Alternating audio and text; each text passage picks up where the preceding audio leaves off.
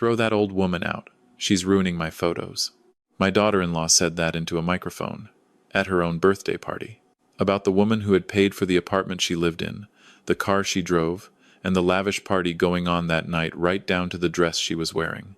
That woman was sitting in a wheelchair. She was my wife. More than 100 guests heard it.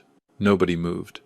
And my son, the one who should have shot to his feet to defend his own mother, only glanced at his watch. As if his mother's humiliation was running a little long.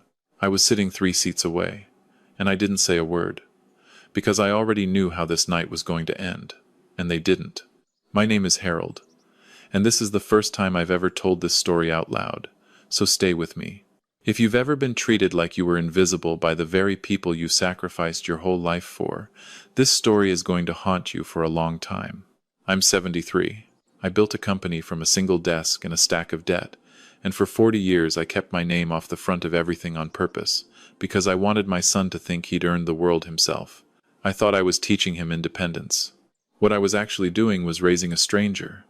I didn't find that out until the night I'm about to tell you about, in a glass ballroom on the 40th floor of a building in downtown Chicago, with the whole skyline lit up behind us, like a stage that was waiting for something to happen.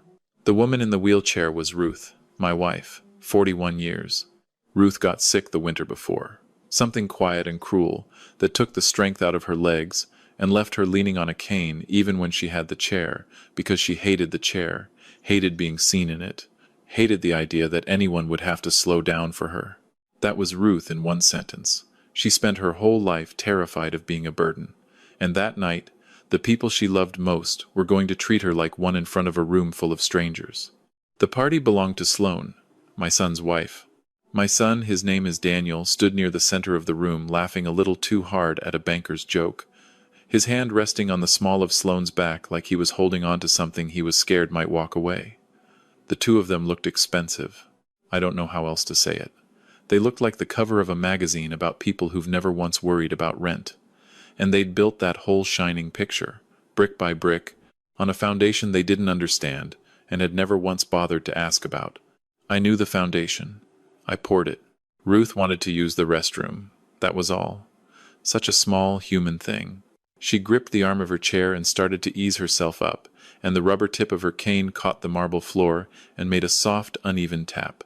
In a room full of crystal and string music, that little sound carried. It carried all the way across the room to Sloane. And Sloane turned. I've replayed that turn 10,000 times since. Because in that half second, my daughter-in-law had a choice. Every cruel person in every story has a choice. And that's exactly why I can't make excuses for her even now. She could have come over and helped. She could have looked away. Instead, her eyes went straight to Ruth's plain coat, then down to the cane. And something in her face went hard and cold, like a door swinging shut. She crossed the room. She did not lower her voice. In front of 3 nearby tables, she told my wife that this was an important night, that serious people were being photographed, and that maybe it would be best if Ruth went home before she ruined the pictures. The room didn't go quiet all at once. It went quiet in waves, table by table, as people realized what they were watching. If you've ever been the person someone decided was an embarrassment, you know the heat I'm talking about. The specific heat that climbs your neck. The way your hands go still. The way you suddenly become aware of your own coat, your own shoes, like your whole body has betrayed you in public. That was Ruth. Her eyes filled, but she didn't argue. She never argued. She just gripped that cane until her knuckles went white and waited for it to be over, the way she'd waited out every hard thing in her life. And me? I didn't look at Sloane at all. I turned and looked at my son. This is the part I still can't fully hold in my hands. Daniel saw the whole thing. He watched his mother's eyes fill with tears in a room full of strangers, and he looked at his watch. He actually checked the time, like his own mother's humiliation was running long and he had somewhere better to be. Then he leaned down close to her, and in a low, irritated voice he told her that Sloane was right, that she didn't really fit the tone of the evening, and that she and I should just call a car and head home early so nobody's night got awkward. Sit with that for a second. He didn't yell. That's what made it worse. There's a special kind of cruelty in being dismissed gently and someone deciding your dignity isn't even worth the effort of raising their voice. Ruth carried that boy. She sat up through his fevers. She skipped her own meals in the lean years so there'd be enough on his plate, and I'll come back to those years, because they matter more than anyone in that ballroom could have known. And there he stood, checking his watch. I still didn't say a word. I want to be honest with you, because I owe you that. The silence cost me. Watching my child do that to the love of my life, I felt something in my chest go very quiet and very cold. But my silence wasn't weakness. I need you to understand that, because it's the whole spine of what happened. My silence was the silence of a man who has lived long enough to know that the loudest thing in any room is the consequence you haven't shown anyone yet. In my mind, a decision had already locked into place, quietly, like a key turning in a lock nobody else could see. I stood up. I smoothed the front of my jacket. I walked over to Ruth, slipped my hand under her elbow, and helped her rise, and she leaned her whole weight into me, the way you only can with someone who's held you up for 4 decades. We turned toward the door. The cane tapped, slow, alone, and every single person in that ballroom watched 2 old people get quietly walked out of a party. Sloane let herself smile, small, satisfied. Daniel exhaled like a man who'd just solved a problem. They were wrong, because at the central table, a man I'll call Arthur Voss stood up. If that name means nothing to you, it meant everything to my son. Arthur ran the largest private investment house in the city, and Daniel had spent 3 months and every favor he had just to get him to walk through the door that night. Arthur didn't say anything. He buttoned his jacket, stepped away from his seat, and started walking, not toward Daniel, not toward Sloane, toward me and Ruth. And behind him, 2 more men from the board of a major bank rose at the same moment and silently fell in line behind him. The air went out of the room. Daniel's face drained white. He said Arthur's name out loud, half a question, half a plea. Arthur never turned around. He walked beside us all the way to the door, and downstairs a black car was already idling at the curb, and Arthur, a man worth more than that entire building, opened the door himself and waited until Ruth was settled before he gave me a single small nod. Then he signaled the driver, and we pulled away into the Chicago night. Nobody upstairs said a word for a long time. I heard about that later. I'd have given a lot to see their faces. Here's what I want you to understand. Sloane and Daniel thought they were standing at the top of the mountain. The apartment over the lake, the company with their name on the door, the followers, the parties. They thought they'd climbed there on their own legs. They had no idea they were standing on a floor I built, and that the embarrassing old man they'd just walked out the door was holding the only set of blueprints. The ride home was silent. Ruth watched the city lights slide past the window. She didn't cry, she'd done her crying inside, where no one could see, which is its own kind of heartbreak. I took her cold hand in mine and held it. I could feel that something in her had broken that night, and this time it wasn't her body. It was the part of a mother that just needs to believe her child still loves her. Daniel had taken a knife to that with a glance at his watch, and in the dark of that car I did something that might frighten you a little. I smiled, calm, patient, because I'd spent 40 years building something quietly, in the background, on purpose, and the time had finally come to let my children feel the weight of it. When we got home to the old house on the north side, the same house Daniel grew up in, the one he now found too small to visit, I helped Ruth inside, then stepped onto the porch and called our attorney. My voice in the dark was calm, but it had an edge you could have shaved with. I told him to pull every document tied to the trust. All of it. It was time, I said, for certain people to learn what it feels like to lose the ground they always assumed would be there. Now let me tell you what those 2 never knew. That apartment over the lake that Sloane photographed from every angle, bought with money from a trust I controlled, Daniel's company, the one with the impressive logo, would have folded 3 years earlier when a deal collapsed except an anonymous infusion of capital showed up at exactly the right moment, and that capital was mine. Every step of the success they were so proud of had a quiet hand underneath it, and that hand belonged to the man they'd decided was too embarrassing to stand in a photograph. This is where I have to be fair, because I promised you I would. Sloane was not born into that ballroom. I learned, in the weeks that followed, that she grew up with very little, in a place she never named to anyone, and she'd spent her whole adult life terrified of going back. To her, Ruth's worn coat and that cane weren't just unfashionable. They were ghosts. They were everything she'd run from, sitting at her own party, threatening to drag her image back down into the world she'd escaped. She genuinely believed that guarding how the family looked was the same thing as guarding whether the family survived. She was wrong, catastrophically wrong. But she wasn't a cartoon. She was a frightened woman who mistook appearances for safety. And my son Daniel had quietly handed his conscience over to her, telling himself she just understood their world better than his out-of-touch parents ever could. Understanding that doesn't excuse it, but it made what came next land harder, not softer. The next morning, while I sat at my desk with sunlight crossing the trust papers and a cup of tea going bitter in my hand, my phone rang. It was the attorney, and his voice was missing its usual calm. He'd found something. Sloane and her family had been quietly making a move of their own, and it was aimed at Ruth. I set the tea down. They were trying to get into the hospital where Ruth had been evaluated the month before. Using money and connections, they were attempting to bribe an associate department head to alter her medical records to make her look like a woman lost to severe dementia, no longer capable of making her own decisions. And if Ruth were declared legally incompetent, control of the assets in her name would slide automatically to Daniel. I had to stand up and walk away from the desk when I understood it. Think about what that actually means. The dismissal at the party wasn't only cruelty. It was a setup. Sloane wanted witnesses. She wanted a room full of important people to see a frail, confused old woman, so that the paperwork would have a story behind it. The tears in my wife's eyes were the evidence they were manufacturing. They didn't just want the money. They wanted to erase the mind and the dignity of the woman who gave my son his life. I walked to the window and watched Ruth out in the small yard, watering her roses, careful and slow and kind, a woman who had never deliberately hurt a soul, and I made a quiet promise to the glass. I didn't call the police. I didn't warn my son. A patient man waits until the arrogance reaches its peak. And I knew that in 3 days, Sloane's company would host a public signing ceremony for an international resort deal, the proudest night of their lives.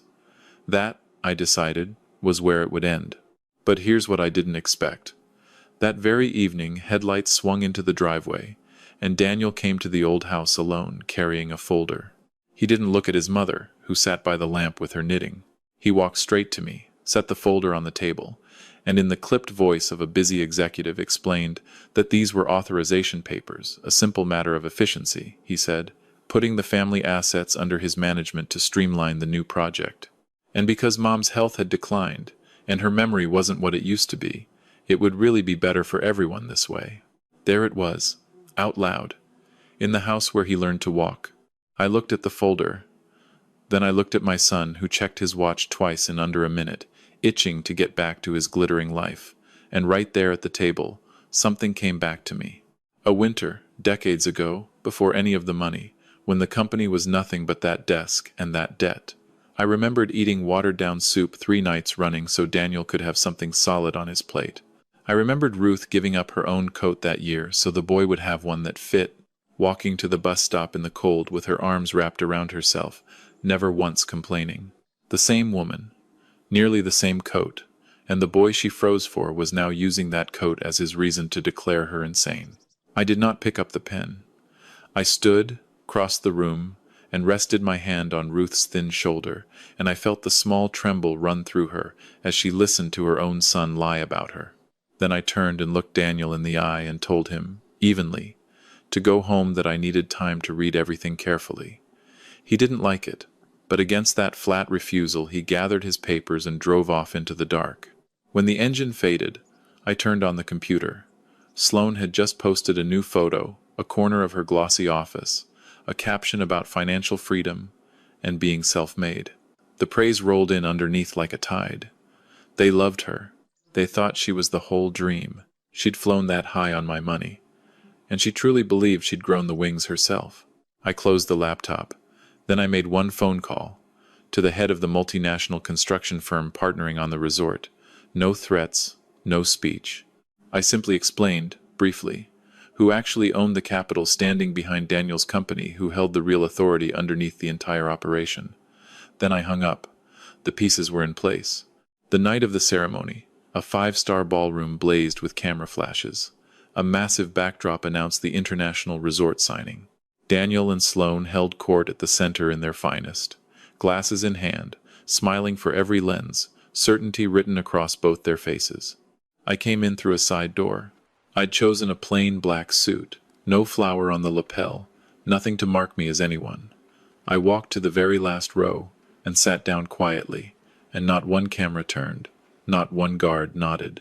To everyone in that room, I was just an old man who'd wandered somewhere he didn't belong. From across the floor, Sloane spotted me. Her face flickered. She signaled 2 large security men and crossed to me, positioning herself so the reporters couldn't see.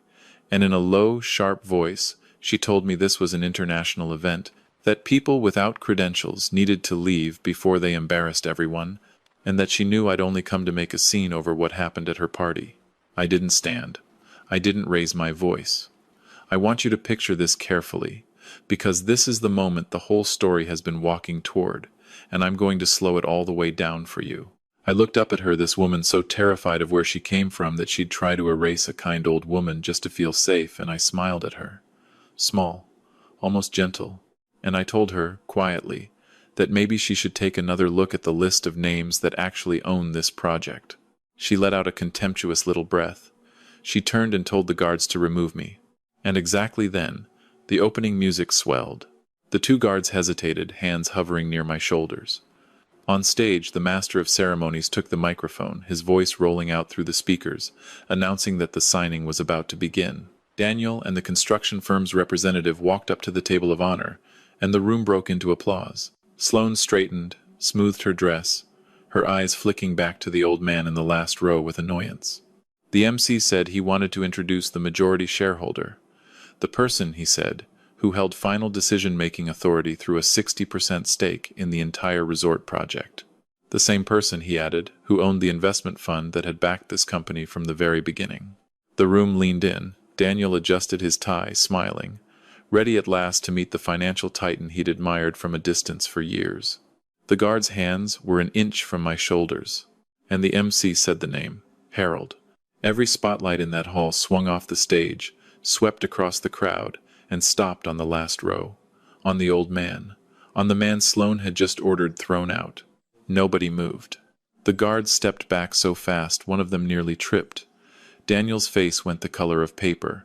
The pen in his hand slipped from his fingers, rolled across the glass tabletop, and dropped off the edge, and the small sound it made when it hit the floor was the only sound in the entire room.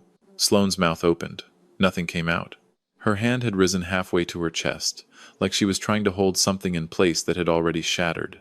I stood up under the spotlight. I didn't hurry. I buttoned my jacket the same slow way Arthur Voss had buttoned his, and I walked toward the stage, and the sound of my shoes on the wooden floor went tap, tap, tap, even and unhurried. And if you think that rhythm sounded familiar, so did everyone who'd been at that birthday party. It was the cane.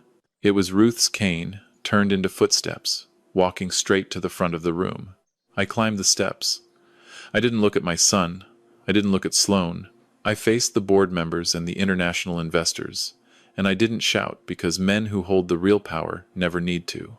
In a calm, weathered voice, I laid it out, one fact at a time. I produced documents showing how Sloane's company had massaged its books to bury bad debt. I produced evidence that money had been pulled from my trust without the founder's approval. And with every sentence, the murmur among the investors grew, and they turned to look at Daniel with something hardening in their eyes. The construction firm's representative stood and quietly withdrew the contract that had been 30 seconds from signing. Sloane broke. She rushed the stage, reaching for the microphone, stammering that I was lying, that I was a bitter old man trying to destroy his own children. I didn't argue. I took one step back. I didn't need to say anything, because my attorney walked up the steps and set down one more file. Inside it was the evidence of the scheme to falsify Ruth's medical records. And right there, in front of the cameras, in front of the whole city, the last hidden thing came into the light. The room turned. You could feel it turn. Reporters fired their shutters in a storm of flashes, every one of them catching Sloane's white, frozen face. The people who'd praised her an hour earlier now looked at her like she was something they'd stepped in. I turned, finally, to my son, and I told him, simply, that I was withdrawing 100% of the capital behind the company. Effective now. The floor went out from under them. It happened fast. The international partners turned and walked out. The signing became the most public humiliation the city had seen in a year. Sloane sank down onto the stage with her makeup running, and Daniel stood there with his lips trembling like he wanted to beg, but I had already turned away and was walking toward the exit, and I did not look back. If you've made it this far with me, do me one small favor and drop a number in the comments. Comment 1 if you think I did the right thing. Comment 2 if you think I went too far. Comment 3 if you think I didn't go far enough. I read them, I really do. And tell me where in the world you're watching from and what time it is there, because I love seeing how far this story travels. And if you've ever sat in a room where someone looked right through you like you weren't even there, tell me about it. I think more of us know that feeling than would ever admit it out loud. The fallout came overnight. Their names were in every paper, not as the bright young couple, but as fraud, and as the children who tried to have their own mother declared insane. With the trust withdrawn, Sloane's company collapsed into insolvency within days. The banks froze the accounts and seized what was left. 2 days after the ceremony, the apartment over the lake was sealed. I stood across the street and watched. Sloane and Daniel stood on the sidewalk in the early cold beside a few cardboard boxes, the last of their things. Sloane wasn't in designer labels anymore. Her hair was a mess, and she kept tapping at her phone, calling the people who used to praise her at parties, getting nothing back but silence and the click of people hanging up. The world is brutal to those who've lost their money. When you're up, everyone wants in. When you fall, they treat you like something catching. Daniel sat on a box with his face in his hands and his shoulders shaking, and the arrogance was just gone, and what was left underneath was a frightened person stripped of everything he'd been hiding behind. I turned and walked away without sympathy. They had thrown an old woman aside. Now they would learn what it was to have nowhere to go. And then, 2 weeks later, on the night of the worst storm of the year, there was frantic pounding on the door of the old house. I was in my chair with a cup of tea gone cold. Ruth sat across from me, knitting. The pounding came again, hard, mixed with sobbing. Ruth's hands froze. I rose and went to the window and pulled the curtain back, and there in the yard, kneeling in the rain, soaked through, were Daniel and Sloane. Sloane was pressing her forehead to the wet concrete. Again and again, every trace of pride washed off her. Daniel gripped the windowsill and called out for his mother through his tears, apologizing over and over, begging us to open the door, saying they had nowhere left to go. Ruth saw them. Her hands shook. The tears came down those soft, lined cheeks, and she started to rise, because she was a mother, and a mother's body will try to go to her child even after everything. I stepped beside her and laid a gentle hand on her shoulder, and I shook my head. I'll be honest with you, this is the part where I still don't have a clean answer, even now, even all this time later, because I didn't hate them. What I felt, looking through that glass, was a deep, tired sadness, because I knew something true and hard. The remorse out there in the rain wasn't sorrow for what they'd done to Ruth. It was the panic of two people who needed shelter from a storm they had built with their own hands. They weren't sorry they'd hurt her. They were sorry they'd lost. I did not open the door. I stood behind the glass and let their crying dissolve into the rain, and a single thought moved through me, quiet and final. Some foundations, once they crack all the way through, are not rebuilt. You step back, and you let them come down.